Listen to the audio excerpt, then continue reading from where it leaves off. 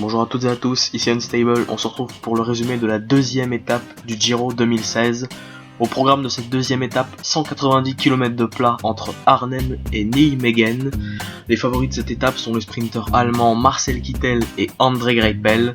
Mais attention aussi à des coureurs comme Arnaud Démare, Matteo Pellucci, Giacomo Nizzolo, Sacha Modolo ou encore Caleb Ewan. On va tout de suite passer au résumé de cette étape. Alors, au tout début d'étape, 3 coureurs s'extirpent du peloton.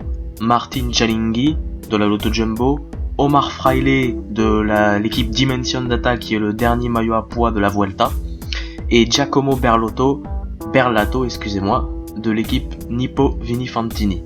Alors le scénario de cette étape, c'est un scénario typique d'une étape de plat. Le peloton laisse une marge assez importante à l'échappée, et au fur et à mesure que les kilomètres passent, le peloton accélère.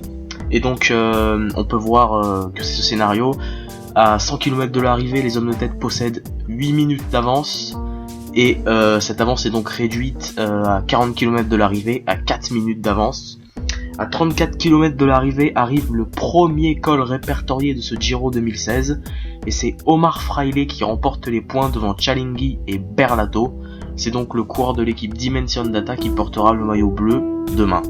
À 20 km de l'arrivée, Giacomo Berlato tente de continuer l'aventure en solitaire. Il arrive à reprendre 1 minute d'avance sur le peloton, mais malheureusement pour lui c'est impossible d'aller au bout et il est repris à 10 km de l'arrivée.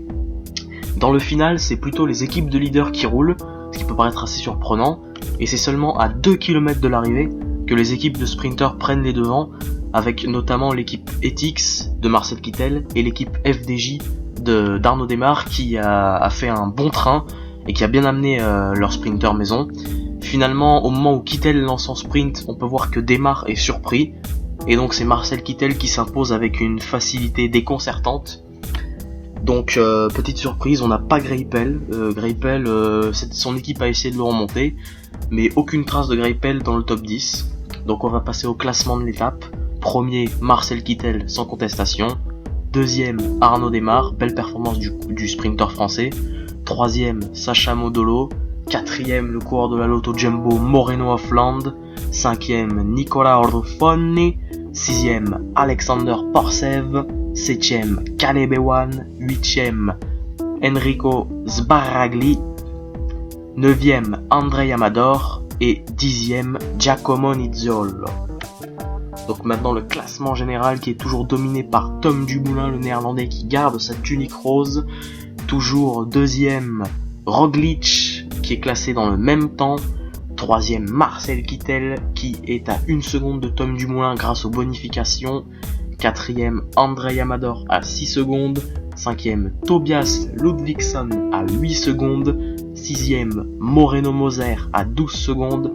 Septième, Bob Jungels, le champion du Luxembourg, à 13 secondes. Huitième, Mathias Brandle à 14 secondes. Neuvième, Sylvain Dillier à 16 secondes. Et dixième, Robert Kluge à 16 secondes. Dumoulin reste donc maillot rose. Ludvigsson reste maillot blanc, Kittel s'empare du maillot rouge de meilleur sprinter, et Omar Fraile du maillot bleu de meilleur grimpeur. Et donc c'est la fin de ce résumé. Je vous remercie d'avoir visionné cette vidéo. Je vous donne rendez-vous demain pour la 3e étape qui est encore une fois une étape pour sprinter. D'ici là, passez une bonne soirée et à demain.